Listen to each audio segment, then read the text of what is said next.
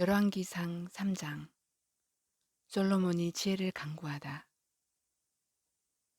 솔로몬은 이집트 왕 바로와 혼인 관계를 맺고 바로의 딸을 아내로 맞았다.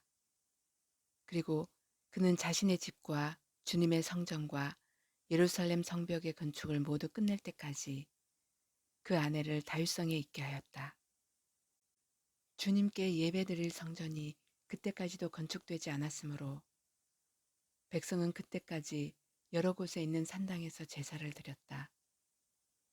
솔로몬은 주님을 사랑하였으며 자기 아버지 다윗의 법도를 따랐으나 그도 여러 산당에서 제사를 드리며 분향하였다. 기브온에 제일 유명한 산당이 있었으므로 왕은 늘 그곳에 가서 제사를 드렸다. 솔로몬이 그때까지 그 제단에 바친 번제물은 1000마리가 넘을 것이다. 한 번은 왕이 그리로 제사를 드리러 갔는데 그날 밤에 기브온에서 주님께서 꿈에 솔로몬에게 나타나셨다. 하나님께서 말씀하시기를 내가 너에게 무엇을 주기를 바라느냐 나에게 구하여라 하셨다. 솔로몬이 대답하였다.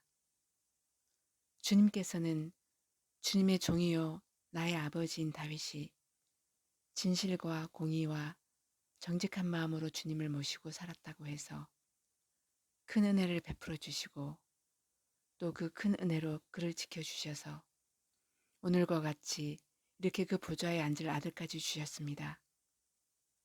그러나 주 나의 하나님, 주님께서는 내가 아직 어린 아이인데도 나의 아버지 다윗의 뒤를 이어서 주님의 종인 나를 왕이 되게 하셨습니다. 나는 아직 나가고 들어오고 하는 처신을 제대로 할 줄 모릅니다. 주님의 종은 주님께서 선택하신 백성, 곧 그 수를 셀 수도 없고 계산을 할 수도 없을 만큼 큰 백성 가운데 하나일 뿐입니다. 그러므로 주님의 종에게 지혜로운 마음을 주셔서 주님의 백성을 재판하고 선과 악을 분별할 수 있게 해주시기를 바랍니다. 이렇게 많은 주님의 백성을 누가 재판할 수 있겠습니까? 주님께서는 솔로몬이 이렇게 청한 것이 마음에 드셨다. 그러므로 하나님께서 그에게 말씀하셨다. 내가 스스로를 생각하여 오래 사는 것이나 부유한 것이나 원수 갚는 것을 요구하지 아니하고 다만 재판하는 데 듣고서 무엇이 옳은지 분별하는 능력을 요구하였으므로 이제 나는 내 말대로 내게 지혜롭고 총명한 마음을 준다. 너와 같은 사람이 너보다 앞에도 없었고 내 뒤에도 없을 것이다. 나는 또한 내가 달라고 하지 아니한 부귀와 영화도 모두 너에게 주겠다. 내 일생 동안 왕 가운데서 너와 견줄 만한 사람이 없을 것이다. 그리고 내 아버지 다윗이 한 것과 같이 내가 나의 길을 걸으며 내 법도와 명령을 지키면 내가 오래 살도록 해주겠다. 솔로몬이 깨어나서 보니 꿈이었다. 그는 곧바로 예루살렘으로 가서 주님의 언약궤 앞에 서서 번제와 화목제를 드리고 모든 신하에게 잔치도 베풀어 주었다. 솔로몬의 재판. 하루는 창녀 2사람이 왕에게 와서 그 앞에 섰다. 그 가운데서 한 여자가 나서서 말을 하였다. 임금님께 아뢰입니다. 저희 2사람은 한 집에 살고 있습니다. 제가 아이를 낳을 때 저 여자도 저와 함께 있었습니다. 그리고 제가 아이를 낳은 지 사흘 만에 저 여자도 아이를 낳았습니다. 그 집안에는 우리 둘만 있을 뿐이고 다른 사람은 아무도 없었습니다. 그런데 저 여자가 잠을 자다가 그만 잘못하여 자기의 아이를 깔아뭉개었으므로 그 아들은 그날 밤에 죽었습니다. 그런데 이 종이 깊이 잠든 사이에 저 여자가 한밤중에 일어나서 아이를 바꾸었습니다. 저의 옆에 누워있는 저의 아들을 데리고 가서 자기 품에 두고 자기의 죽은 아들은 저의 품에 뉘어놓았습니다. 제가 새벽에 저의 아들에게 젖을 먹이려고 일어나서 보니 아이가 죽어 있었습니다. 아침에 제가 자세히 들여다보았는데 그 아이는 제가 낳은 아들이 아니었습니다. 그러자 다른 여자가 대들었다. 그렇지 않다는 것이었다.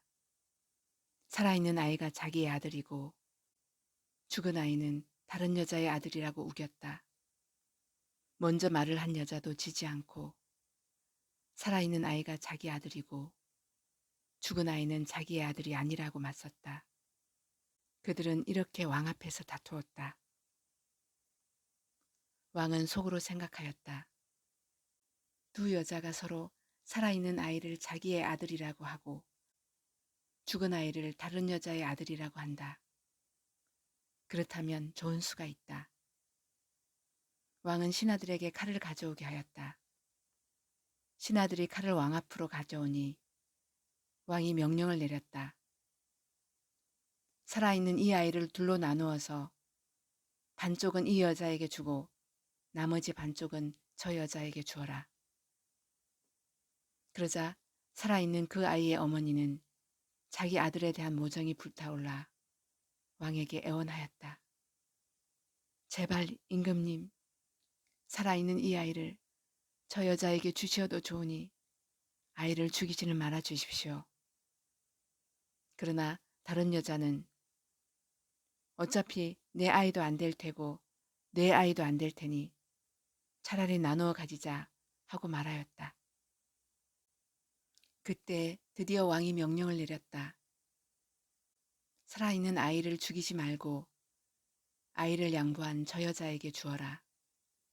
저 여자가 그 아이의 어머니이다.